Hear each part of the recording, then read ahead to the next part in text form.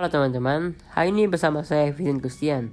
Pada hari ini, saya dan teman-teman saya termasuk Natania, Maria, Chelsea, Demas, Gabriel, dan David akan membahas mengenai masa Orde Baru.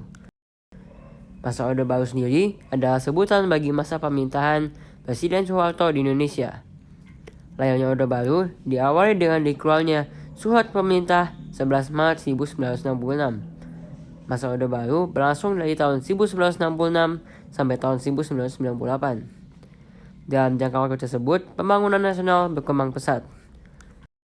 Subtopik yang akan kita bahas pada hari ini antara lain adalah Supersemar, perkembangan ekonomi, pemilu, penataan stabilitas politik, Dewi Fungsi ABRI, dan juga penyederhanaan partai politik. Waktu dan tempat saya persilakan. Supersemar. Pada tanggal 12 Januari 1966, pelajar, mahasiswa, dan masyarakat mengajukan 3 tuntutan rakyat atau tritura. Isi tritura tersebut yaitu membubarkan PKI, membersihkan kabinet Wikora dari unsur-unsur gerakan 30 September, dan menurunkan harga.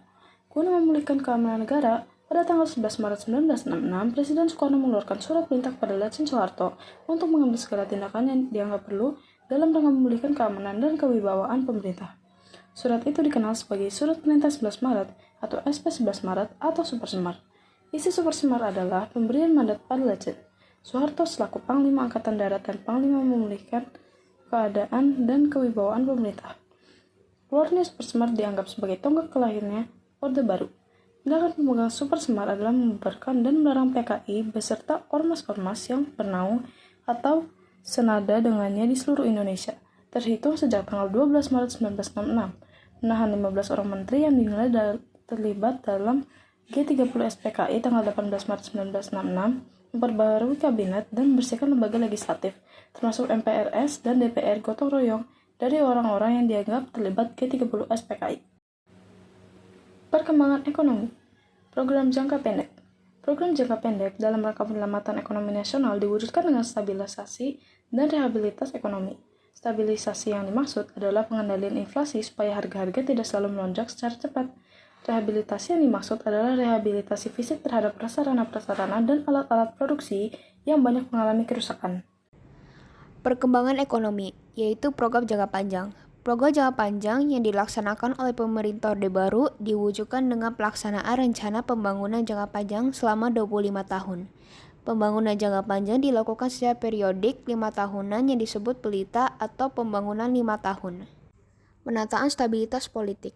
Pada tanggal 12 Maret 1967, Sidang Istimewa MPRS menetapkan Letjen Soeharto sebagai pejabat presiden.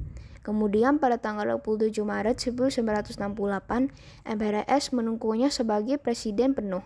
Dengan dikukuhnya Letjen Soeharto sebagai presiden, Indonesia memasuki masa kepemimpinannya yang baru, yaitu masa Orde Baru. Penataan stabilitas politik. Langkah-langkah dilakukan untuk penataan stabilitas politik yang pertama adalah pemulihan politik luar negeri Indonesia bebas aktif. Yang kedua adalah pemulihan hubungan dengan negara Malaysia pada tanggal 11 Agustus 1966. Yang ketiga adalah kembali menjadi anggota PBB pada tanggal 28 September 1966. Yang keempat adalah ikut memperakasai pembentukan ASEAN pada tanggal 8 Agustus 1969. Penyederhanaan partai politik. 3 kekuatan sosial politik pada masa Orde Baru. 1. Partai Persatuan Pembangunan atau PPP yang merupakan gabungan dari NU, Parmusi, PSII, dan PERTI. 2.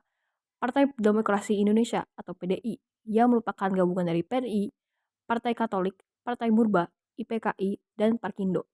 3. Golongan Karya atau Golkar. Pemilu masa Orde Baru. Pelaksanaan pemilu sendiri pada masa Orde Baru berlangsung 6 kali, yakni 1971, 1977, 1982, 1987, 1992, dan 1997. Pada pemilu 1971, peserta partai politik masih cukup banyak yakni 10 partai politik. Pada pemilu ini, golongan karya meraih suara terbanyak. Pemilu selanjutnya dimulai sejak 1977 hingga 1997. Partai peserta pemilu diikuti oleh 3 partai politik, yakni PPP, Golongan Karya, dan PDI. Pada pelaksanaan pemilu itu, pula golongan karya meraih suara terbanyak. DWI fungsi ABRI. DWI fungsi ABRI memiliki arti bahwa ABRI memiliki dua fungsi, yaitu fungsi sebagai pusat kekuatan militer yang melindungi segenap bangsa Indonesia, dan fungsi sebagai kekuatan sosial yang secara aktif melaksanakan kegiatan-kegiatan pembangunan nasional. Jadi kesimpulannya adalah sistem pemerintahan yang digunakan pada masa Orde Baru secara tertulis adalah demokratis presidensil. Akan tetapi, secara rule system presidensil tersebut dilaksanakan secara otoriter, patronistik, dan penuh dengan KKN serta cenderung menentang Pancasila, walaupun ditimbulkan kesan bahwa Orde Baru adalah Pancasilais. Terlebih, tidak terdapat masa jabatan yang pasti bagi presiden sebagaimana ciri sistem presidensil yang benar. Sekian presentasi dari kami, mohon maaf atas kesalahan apapun. Terima kasih telah menonton.